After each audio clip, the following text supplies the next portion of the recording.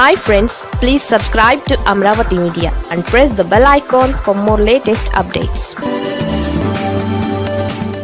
Liquor స్కామ్లో big twist, కూటమిపై YCP చెడుగుడు.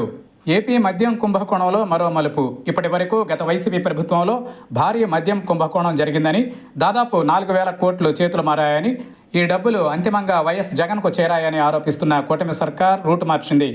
మద్యం స్కామ్పై స్పందిస్తూ వైఎస్ జగన్, చంద్రబాబు తనపై ఉన్న లిక్కర్ స్కామ్ ఆరోపణలు బలహీనపరిచేందుకు వైసీపీ లిక్కర్ స్కామ్ చేసిందంటూ తప్పుడు ఆరోపణలు చేస్తున్నారని ఆరోపించారు. దీనిపై కూటమి నేరుగా సమాధానం ఇవ్వకపోవడంతో వైసీపీ దూకుడు పెంచింది. మద్యం కుంభకోణం అంటూ ప్రభుత్వం చేస్తున్న హడావిడిపై ప్రెస్ మీట్ పెట్టిన వైఎస్ జగన్, చంద్రబాబుపై గతంలో నమోదైన లిక్కర్ కేసును బలహీనపరిచేందుకు వైసీపీపై లిక్కర్ స్కామ్ ఆరోపణలు చేస్తున్నారని ఆరోపించారు. దీనిపై కూటమి నుంచి స్పందన లేదు. అయితే జగన్పై ఇతరత్ర ఆరోపణలు చేస్తున్న కూటమి ప్రభుత్వం తమకు అనుకూలమైన పత్రికలలో లిక్కర్ స్కామ్ రికార్డులు కాలిపోయాయంటూ ఓ కథనం రాయించిందంటూ వైసీపీ ఆరోపిస్తోంది. దీనిపై వైసీపీ సీనియర్ నేత శైలజానాథ్ ఘాటు కౌంటర్ ఇచ్చారు. ముందు జగన్ సంధించిన ప్రశ్నలకు సీఎం చంద్రబాబు సమాధానం చెప్పాలని శైలజానాథ్ డిమాండ్ చేశారు.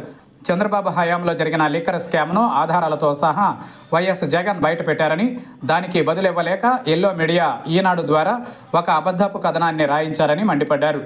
బేతాళ కథల్లో భాగంగా కూటమి ప్రభుత్వం సృష్టించిన లిక్కర్ స్కామ్కు సంబంధించి కోట్ల పేజీల సమాచారాన్ని డిలీట్ చేశారంటూ ఈనాడులో రాయించడం ఆశ్చర్యం కలిగిస్తోందన్నారు. ఓవైపు డేటా మొత్తం నాశనం చేశారంటూనే మరోవైపు బ్యాక్ ఎండ్లో డేటాను సేకరించామనడం చూస్తూ ఉంటే చేసిన తప్పులను ఎలా కప్పిపుచ్చుకోవాలనే ప్రయత్నమే కనిపిస్తోందని శైలజానాథ్ ఎద్దేవా చేశారు.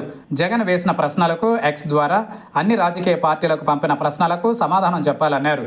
ప్రభుత్వం కక్షపూరితంగా కేసులు పెట్టి చట్టాలను ఉల్లంఘించి దర్యాప్తు సంస్థలను చేతుల్లోకి తీసుకుని అధికార దుర్వినియోగానికి పాల్పడుతున్నారని జగన్ చేసిన ఆరోపణల్ని శైలజానాథ్ ప్రస్తావించారు. అసలు లిక్కర్ కుంభకోణానికి పాల్పడింది ఎవరు? డిస్టిలరీలకు అనుమతులు ఇచ్చింది ఎవరు? వాటి సామర్థ్యాన్ని పెంచింది ఎవరు? కేబినెట్ ఆమోదం కూడా లేకుండా ప్రివిలైజ్ ఫీజు కింద 1,300 కోట్లు మాఫీ చేసింది ఎవరు? హేతుబద్ధత లేకుండా సీఎంకు కావలసిన డిస్టిలరీలకు ఎక్కువ ఆర్డర్లు ఇచ్చింది ఎవరు అని శైలజానాథ్ ప్రశ్నించారు. టీడీపీ హయాంలో జరిగిన లిక్కర్ స్కామ్లో నోట్ ఫైళ్లపై సీఎంగా చంద్రబాబు, ఆనాటి ఎక్సైజ్ మంత్రి కొల్లు రవీంద్ర సంతకాలు ఉన్నాయని, కానీ ఇప్పుడు కూటమి ప్రభుత్వం చెబుతున్న లిక్కర్ స్కామ్లో ఎక్కడైనా తమ సంతకాలు ఉన్నాయా అని నిలదీశారు.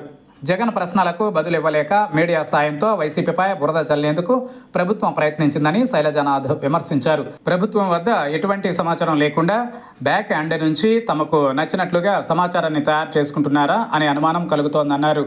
గత ప్రభుత్వానికి సంబంధించి లిక్కర్ వ్యవహారాల సమాచారాన్ని అధికారిక ఫైళ్ల నుంచే డిలీట్ చేస్తే అందుకు బాధ్యులైన ప్రభుత్వ అధికారులు, ఉద్యోగులపై చర్యలు ఎందుకు తీసుకోలేదని ఆయన ప్రశ్నించారు.